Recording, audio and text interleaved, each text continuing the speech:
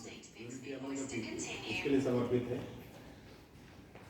पटेल जी का जब संदर्भ आता है तो मैं एक दो बातें आप लोगों से शेयर करना चाहूँगा। विश्व स्तर के ऊपर अगर देखोगे आप तो ऐसे बहुत कम लोग हैं जो पटेल के समकक्ष हो, खड़े हो सके। आप देखिए जरा कि Patel, Sardar Patel is known as a man of iron will, man of iron will. In the same manner उसी तरीके से आप देखेंगे कि जब जर्मनी के एकीकरण की बात आती है तो बिस्मार्क का नाम लिया जाता है। Bismarck is known as man of blood and iron. तो ब्लड एंड आयरन वो अलग नीति लेके चले एकीकरण की, और सरदार पटेल की जो नीति थी वो बिल्कुल ही अलग थी। सरदार पटेल का विजन विश्व में एक उदाहरण है। जैसे आप ले लीजिए कि मित्तल जी ने बताया, और भी हमारे जो अग्रवाल साहब इन्होंने भी स्पष्ट किया है कि 521 या 562 रियासतों को मिलाना बहुत मुश्किल कार्य है।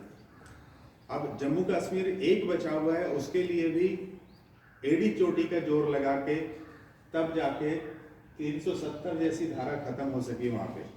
और अब भी वहाँ पे बोलते हैं कि हम तिरंगा हाथ में नहीं लेंगे, हम तिरंगे का सम्मान नहीं करेंगे।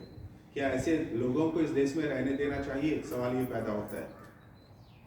क्योंकि आज भी स्पष्ट बोलने वाले नेहरू जी के समय पे अगर देखेंगे तो डॉक्टर लोहिया, जिनका नाम बहुत सम्मान से लिया जाता है, ठीक सरदार पटेल का भी नाम बहुत सम्मान से लिया जाता है, क्योंकि ये दो थे जो स्पष्ट बोलते थे संसद के अंदर, और स्पष्टवादिता थी जो इन्हें एक तरफ आलोचना की तरफ धकेलती थी, दूसरी तरफ जो स्पष्ट सुनना पसंद करते हैं वो इसकी प्रशंसा करते थे।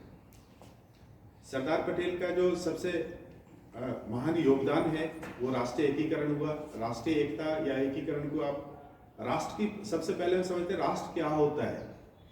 राष्ट्र कोई राजनीतिक सीमाएं नहीं होती है, राष्ट्र एक भावना होती है। राष्ट्रीयता उससे संबंधित होती है, जुड़ी हुई होती है। मैं कहता हूं कि मैं भारतीय हूं, वो राष्ट्रीयता है मेरी, ठीक है ना। राष्ट्र क्या हुआ, उसकी जब राजनीतिक सीमाओं को चिन्हित कर देते हैं तो वो राष्ट्र कहलाता है, जो कि धरातल के ऊपर खिंचा हुआ होता है। अब हमारे राष्ट्र को, इसकी संकल्पना को जब हम लेते हैं तो लोकतंत्र की संकल्पना की गई। लोकतंत्र का मतलब भीड़तंत्र नहीं होता है। आज का भारत भीड़तंत्र वाला भारत है, जिसकी कभी पंडित नेहरू ने या पटेल ने या अंबेडकर ने कभी कल्पना नहीं करी।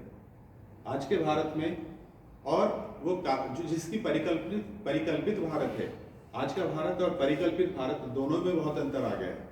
आज लोग मनमानी करते हैं, जबकि उन लोगों को ये पता नहीं है कि इसे राष्ट्र बनाने में, इसकी सीमाओं का निर्धारण करने में, विस्तार करने में नहीं, सिर्फ सीमाओं का निर्धारण करने में ही हमारे सभी राजनेताओं ने कितना प्रयास किया होगा, कितना लोगों को समझाया होगा, कितना विश्व स्तर के ऊपर, क्योंकि यूएनओ की भी स्थापना हो चुकी थी उस समय पे जब भारत स्वतंत्र हुआ। तो यूएनओ में सभी राष्ट्रों को ये संदेश देना कि भारत एक राष्ट्र है और इसके ये राजनीतिक सीमाएं हैं, इसके अंदर जो भी कुछ है वो भारत है अपने आप में, और ये एक संप्रभु राष्ट्र है जिसकी अपनी इच्छा शक्ति होती है।